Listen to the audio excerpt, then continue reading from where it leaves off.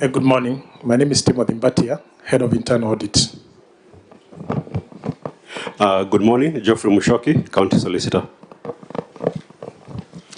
Good morning. My name is Peter Kechenya, Chief of Staff. Good morning. My name is Francis Njoroge, CEO, Youth, Sports and Talent. Morning, Chair, honorable members. I'm Dr. Achoka Victor Wandale. I'm a Chief Officer for Economic Planning and Revenue Administration. Pleasure to be here. Thank you. Good morning, Margaret Kinyanji, Chief Officer, Agriculture, Nakuru County. Good morning, Chair. My name is Bernard Namnane, Director Communications, Nakuru County. I believe your delegation, everyone has gone on record. Okay, if that is the case, let's move swiftly to the next order, which is administration of oath.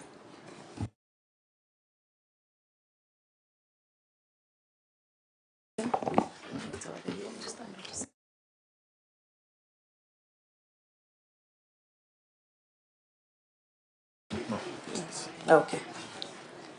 I, Susan Kihika, do solemnly swear that the evidence that I shall give before this committee in respect of the matters before the committee shall be the truth, the whole truth, and nothing but the truth. So help me God. Next will be your tabling of your written responses.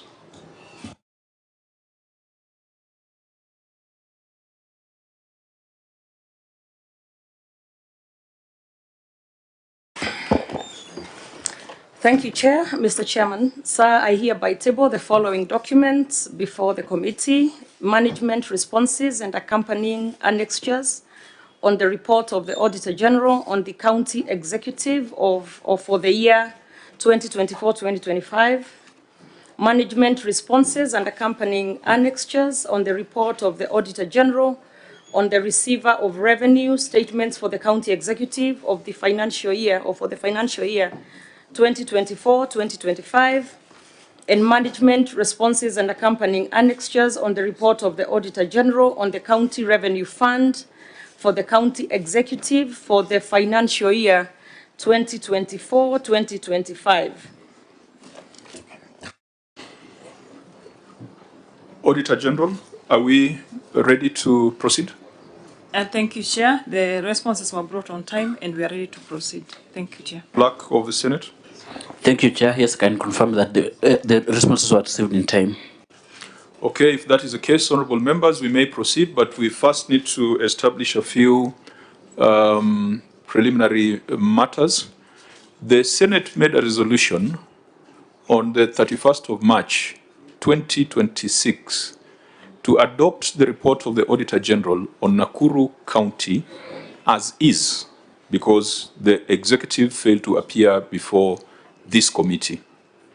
Secondly, the Senate made a resolution that the Governor Nakuru be fined 500,000 Kenya shillings in her personal capacity for ignoring summons to appear before this committee on 30th of March 2026. Clerk, can you confirm whether the fine has been paid? Thank you, Chair. Yes, I can confirm that the check has been paid. The fine has been paid, sorry, and we have the banker's check with us. Okay. The third resolution of the House was that the Governor appear before this committee within 30 days to explain measures taken to close the non-conformances highlighted by the Auditor General. And that is the agenda of our meeting today. The fine having been paid, I believe, members, we can proceed now. We will start with the report on the County Executive, then go to the report on the receiver of revenue, and finally the report on the County Revenue Fund. Since we have spent quite some time, about an hour, going through this report, I can confidently say that half the work is already done, and the other half will now require the Governor to respond. We will categorize the issues in this report into three. The first category are the issues where the Auditor General is satisfied that the county has taken adequate measures. We will not waste time on those. The second category are issues that require further explanation by the Governor. We will spend more time on those.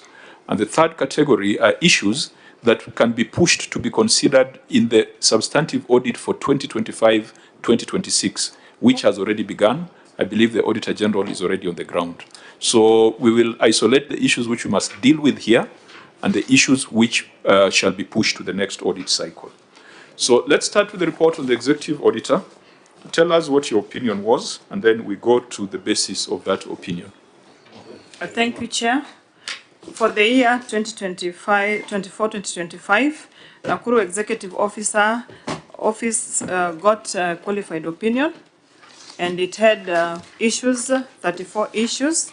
9 of the issues were on financials, and 2 on emphasis of matter. Other matters which relates to prior year issues was 1. Under lawfulness, we had 20 issues, and under internal controls, we had 2, a total of 34 issues. I think just to correct you that prior year issues were 41, not 1. I've mentioned the number. We categorize at 1 issue. No, but when you go to the breakdown, it's 41, so it could be misleading to say Chair. It was one issue. Noted, thank you. Yeah, fine. So let's start with your basis for qualified opinion. You had inaccuracies in the financial statements, and we are not going to waste too much time. If financial statements are inaccurate, then the preparers of those financial statements have no business being in office, if that is the case. So tell us whether, in your view, the financial statements are still inaccurate on account of the 2 issues that you highlighted there. Thank you, Chair. As per the verifications and the reconciliations that were brought, the financial statement is now accurate. So the irregular transfer to other government agencies, that has been addressed? Thank you, Chair. This one, the reconciliations were brought and they are adequately addressed. Unsupported adjustments balance? These adjustments were based on the adoption of the accrual, and in our cash basis transactions, we used to admit purchase of things like seedlings to the farmers as acquisition of assets, and because we are adopting the accrual basis, those things cannot be categorized as assets to the county, so they have to be adjusted accordingly and removed from the assets register. So they were adequately addressed. Okay, so if those would have been outstanding, we would have declared CPA Evelyn B. Kakai, the signatory to these financial statements, unfit to hold public office. Thankfully, the Auditor General has given us an assurance. Let us go to the other issues. The issue number 2, property, plant and equipment without ownership documents. Thank you, Chair. This issue is still outstanding, and if I may read. Yeah, please proceed. The statement of financial position reflects property, plant and equipment balance of 23 billion as disclosed in Note 26 to the financial statement. However, review of the property, plant, equipment records revealed that there were 218 motor vehicles which did not have logbooks and 878 parcels of land without title deeds or allotment letters. No explanation was provided for the absence of ownership documents for motor vehicle and the parcels of land.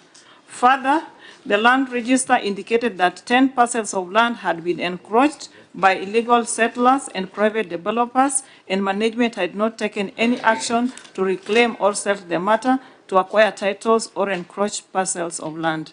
In the circumstances, the accuracy, completeness, and ownership of property, plant, and equipment balance of 23 billion could not be confirmed. Thank you, Chair.